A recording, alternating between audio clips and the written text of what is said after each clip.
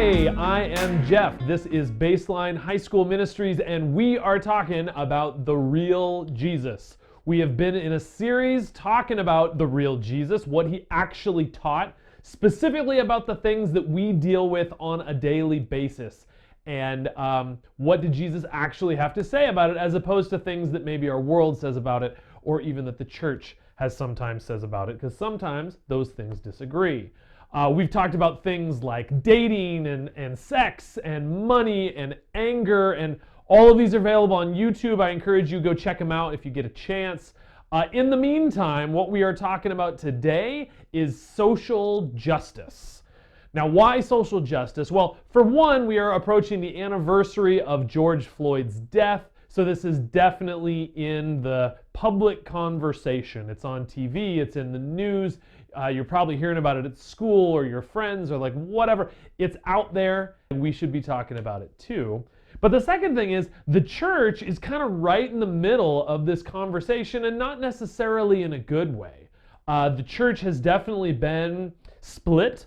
There are some churches that are very on one side of this. There are some churches that are very on the other side of this. So I felt like it's important for us to say, okay, what does Jesus have to say about this? My freshman year of college, I had to write a paper on, I think it was on feminism, something along those lines. And I don't know about you guys, if you guys have ever had a teacher like this, but if I ever have a teacher where I get the sense that they want something very specific from you, not like here's what it, but you know what they want, and all you got to do is give it to them and you can get a good grade. Gosh, I hated that. And I was that guy that was always like, you know what? No.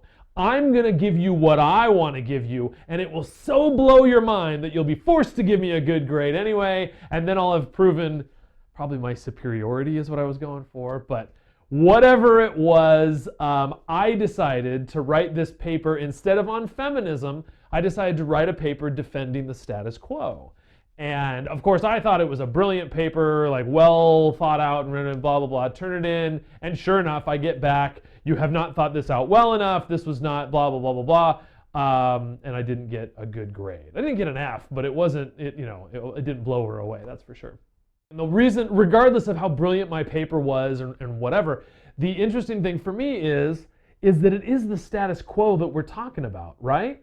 Like that's the whole challenge of where we are right now, and this whole conversation about social justice is it's all about the status quo. Is that this has kind of been the status quo for a period of time, and there's even a movement. I mean, like that's really why a lot of people I think got very fired up about Donald Trump's message, is because that whole message was make America great again. Let's just get back. There is a certain level of the conservative movement that is all about let's get back to the good old days, back to the time when men were men and women were women, and back to the time when, this and that and the other, which obviously other people view that as like, well, it wasn't actually that great. I mean, especially if you were black, or if you were a woman, or if you were gay, or if you were, like whatever. But nonetheless, it's still basically a defense of the status quo. And I think what the conversation with social justice right now is about changing the status quo. As a white male in middle to upper middle class America, I'm king of the world.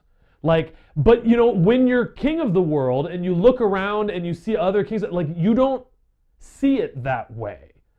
So I think that's one of the challenges with this conversation, is that it's not so much viewed as these people have less, let's give them more, as much as it's you're saying I have too much and I need to give some of it away.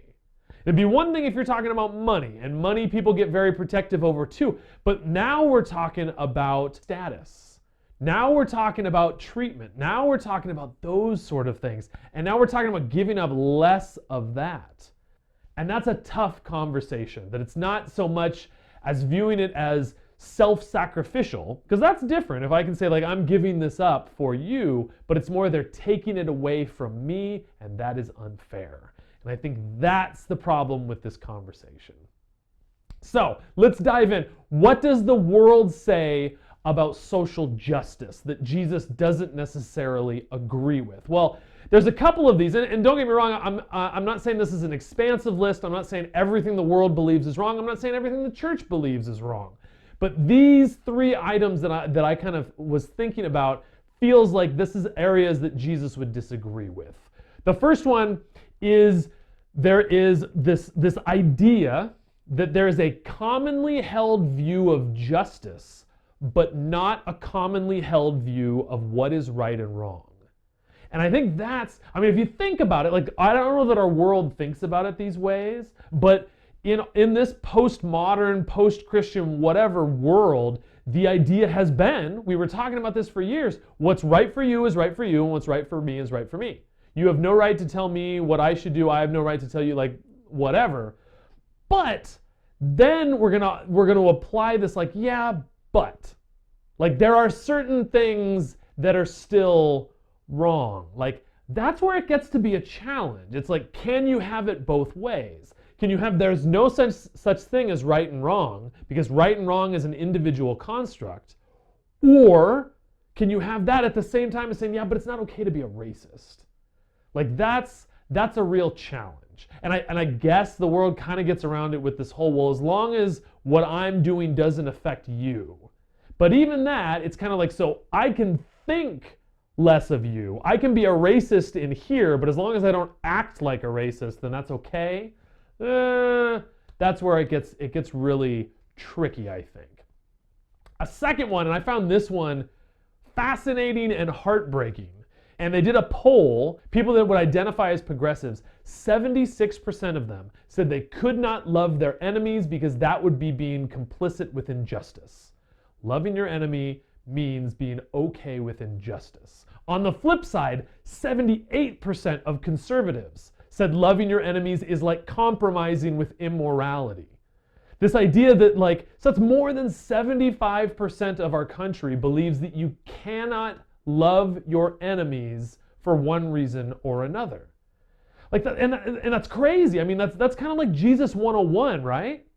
And I think my guess is a lot of those people, if the percentages bear out, then a chunk of those people would be Christians. What Christian out there is going to say that, like, either A, Jesus didn't say love your enemies, we know that, right? Or B, Jesus was wrong about that one. Who's going to actually say that? But in practice, they don't believe they can actually do it. And I don't mean this to throw Donald Trump under the bus. A pastor got up and gave the keynote speech about loving your enemies. And there was just like dead silence in the room. About just, as he's talking about loving your enemies, nobody clapped when he said, you're right, the answer is love or whatever. And then the President of the United States got up there, Donald Trump, and starts off by saying, I don't know that I agree with you. And starts ranting about his enemies. And the thing is that it's like, he's not alone in that, unfortunately. This idea that loving your enemies means loving that person there. Means for you people that are, for whoever of us are liberals, loving a conservative. For a conservative, loving a liberal. For a Donald Trump lover to be loving Joe Biden. For a Joe Biden lover to be loving Donald Trump. Man, that is difficult. And that's where our country really, or our world really struggles. Last one, the church. Now, how does the church differ? Like, how has the church been off of what Jesus teaches sometimes? Well, to be honest, a lot of them are these same issues. I mean, it's the National Prayer Breakfast. It's a bunch of pastors and church leaders that were there saying, like, love your enemies, like, oh, does that mean Nancy Pelosi? Because I really hate her, man. We're not as different as we would like to believe in a lot of these issues. And one of the other challenges is that I think a lot of church people fall into this idea that you can either be you're either on one side or the other. And I don't mean liberal versus conservative. I mean, you're either a vile racist or you're a saint. There is nothing in between. And I think our world does something similar where it's kind of like calling someone a racist means they're in the KKK. And there's no other, you're either not a racist or you're, a Klansman. Those are your only two options. And I think that's a challenge because the reality is, like, Yeah, a lot of us have blind spots and have issues that are going on. And that leads us to our second one, and that's this idea of defensiveness. This is something I definitely identify with.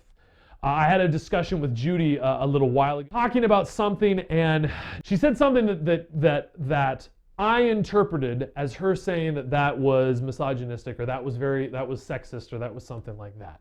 And I got very defensive over that. Like, you can't call, like, I thought you were my wife. I thought you were supposed to believe in me, and you're saying that I'm a sexist. You're saying that I'm this and that. And it's this idea that it's like, I think that's a real challenge that we have, is the idea of saying like, hey, that was racist, or hey, that was sexist, or hey, that was whatever. That's a real, there's like a gut reaction to that. How would we react if one of you guys said that and I said like, that's racist? It would probably be like, whoa, easy. Like, I'm not a racist. And it's maybe that other challenge of like, can we have a mistake that we've made? Can we have blind spots or racist tendencies or even racist thoughts? That doesn't mean that we are an irredeemable Klansman. It just means that we've got growth areas, blind spots in ourselves. So, all that to say, what does Jesus say then? What do we actually look at the real Jesus for guidance in this? And for me, I want to look at Matthew 23:23. We talked about this a couple of weeks ago in our racial reconciliation series. And in verse 23, he says this. He says, "Woe to you, teachers of the law and Pharisees, you hypocrites! You give a tenth of your spices, mint, dill, and cumin, but you have neglected the more important matters of the law, justice, mercy, and faithfulness. You should have practiced the latter without neglecting the former." The Pharisees back then, they were so careful to tithe 10% of everything they had, is that even spices, where they would just get a teeny little bit of mint or cumin or whatever, and they would literally chop it up so that 10%, they would make sure that even that smallest amount was tithed, because they were that careful about it. And yet, the big issues is what Jesus says of justice and mercy and faithfulness. Those they didn't really care as much about, it seemed, ignoring the weightier or the more important matters and focusing instead on the like minutia of religious activities. I mean, it's like the question that I've gotten from other Christians about, when I'm tithing, when I'm giving 10%, is that pre-tax or post-tax? Is that net or is that gross? And I was just like, oh my gosh, like, I appreciate you asking the question, but the question itself is so off base that it's just like, show me the absolute minimum I need to give defeats the point of what God is doing with that.